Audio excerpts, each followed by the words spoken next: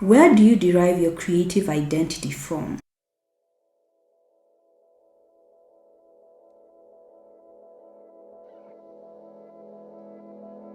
Hi, my name is Mary. Welcome to Creative Eden, where we have candid conversations on what it means to create for God's glory. Where do you derive your creative identity from? Who is it that defines you as a creative? Is it yourself? Is it your gifts? Where because you happen to be a singer, then you are categorized as a musician? Is it the world? Is it the creative industry? Who is defining you as a creative? The number one source of definition that we ought to have is the one who created us to begin with. And that's God. He already knows how everything in you works, including your creative gift. He is the one who gave it to you after all. He's the one who thought through every aspect of your identity as a human being, and specifically how he intends you to function as a creative person in the dispensation you're in, meaning the times you're living in. Because let's be honest, what it meant to be a creative 100 years ago isn't what it looks like today, and what things look like today in the creative industry isn't what they're going to be like in the next 100 years. And so with so much change, with so many voices that are telling us who we ought to be, how we ought to be creative, how we ought to handle our creative gifts, how we ought to do business in the creative industry, with all these voices, even internal voices where you are having your own wrestling and trying to figure out where you fit in, with all these voices, many times which can be contrary to one another, the one sure voice you have to give you guidance and direction on who you are as a creative is the voice of God. Plain and simple. It does not have to get complicated. It's unfortunate that one of the things that many creatives are known to suffer from is the imposter syndrome. It's identity crisis, where we go through life, even for those who become successful by the world's standards, not fully being confident in who we are, not fully embracing who we are. And this is largely as a result of trying to get definition from every other place other than the one sure foundation that we have, and that's God. So where are you deriving your creative identity from? Who is it that you have allowed to define your creative identity? Have you given God his rightful say as your creator, as the one who is the origin of your creative gift? Have you given him license to speak and tell you, this is who you are as a creative, this is who I made you to be, this is how I intended you to express your creative gift, this is the space, this is a blueprint that you can use for ease and grace in your creativity, so you don't have to struggle throughout your life trying to figure things out, trying to